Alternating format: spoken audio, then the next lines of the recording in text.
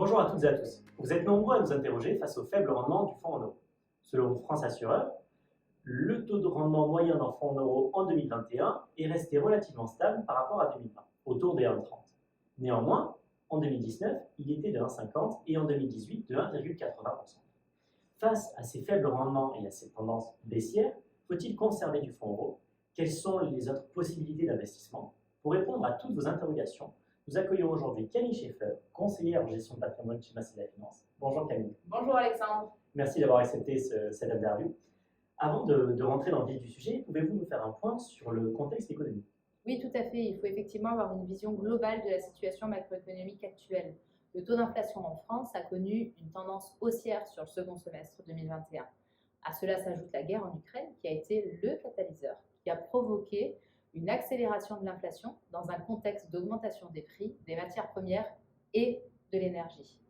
Le taux d'inflation en France était de 1,60% en 2021, ce qui était plutôt stable par rapport aux années précédentes.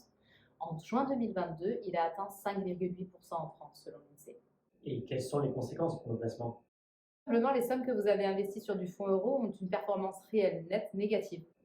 Mais le fonds euro est composé majoritairement d'obligations et on peut voir avec l'actualité que justement le rendement de ces obligations-là augmente.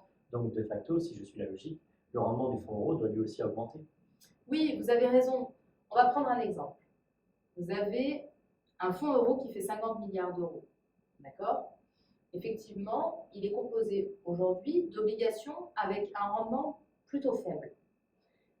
Pour que la performance augmente, il faut deux éléments concomitants. Premièrement, il faudrait que ce fonds euro collecte, que sa taille augmente.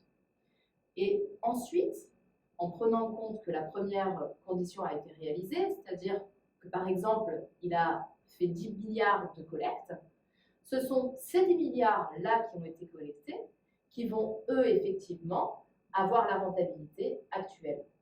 D'accord, donc si je comprends bien, uniquement ces 10 milliards-là profiteront justement des obligations avec un rendement élevé. Maintenant, les 50 milliards tireraient quelque part la performance du fonds vers le bas, puisque eux resteraient sur des obligations à faible rendement. C'est exact. Et du coup, la performance augmenterait pas aussi vite que l'on le pense.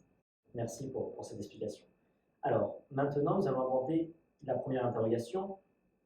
Faut-il conserver du fonds en euros? Le fonds euro reste finalement le placement le moins risqué de votre portefeuille, car non soumis aux aléas du marché. À cela s'ajoute sa liquidité. Effectivement, les sommes investies sur du fonds euro restent disponibles à tout moment. Mais alors, faut-il conserver du fonds euro? Cela va dépendre avant tout de votre horizon de placement. Effectivement, selon vos projets, il peut être intéressant de garder une poche de fonds euro en cas de besoin de trésorerie à court terme, d'achat d'une voiture, de donation à des enfants, à des petits-enfants. Mais garder une poche fonds euro trop importante sur votre contrat va venir finalement diminuer la performance de celui-ci. Surtout si vous avez des liquidités par ailleurs qui peuvent vous permettre de faire face à ces aléas. D'accord, donc une des clés serait la diversification. Tout à fait.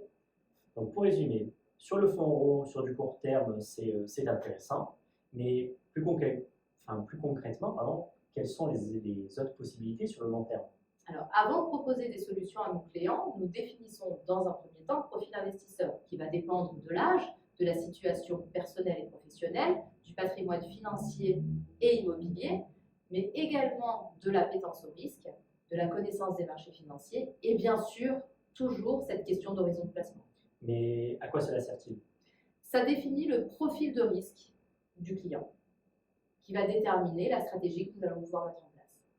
Et donc, quelles sont les autres possibilités de placement? Il existe une multitude de produits, des OPCVM, des SCPI, des produits structurés, mais je vais vous détailler tout cela. Tout d'abord, les plus connus sont les OPCVM, les organismes de placement collectif en valeur mobilière. L'avantage majeur de ces investissements-là sont qu'ils permettent une diversification et une mutualisation de risques.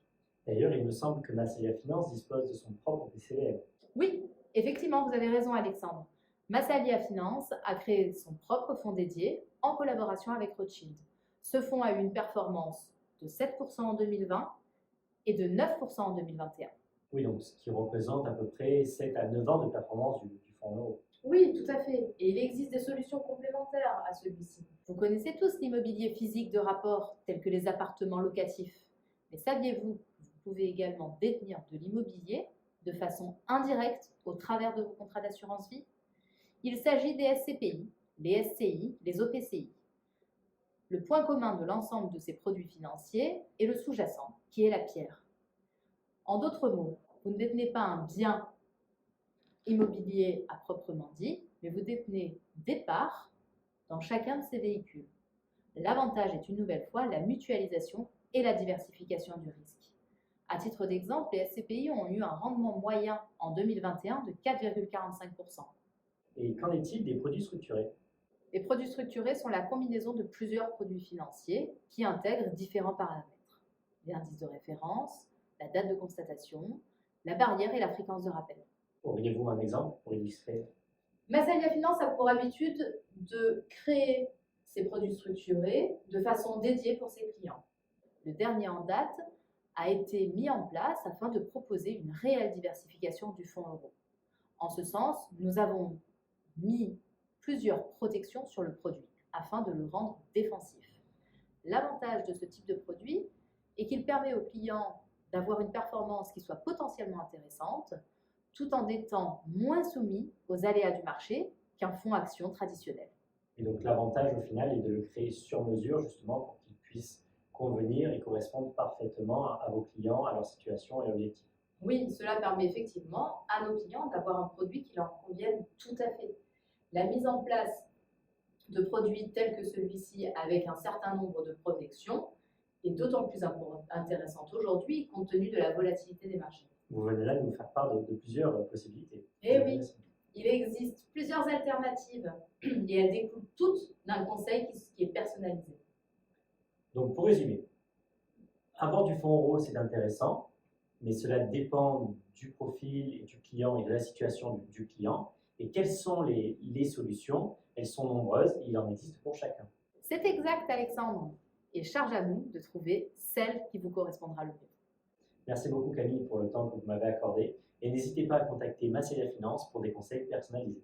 Merci à vous Alexandre. Et bien sûr, Massalia Finance reste à votre disposition pour vous proposer des solutions adéquates en toute impartialité.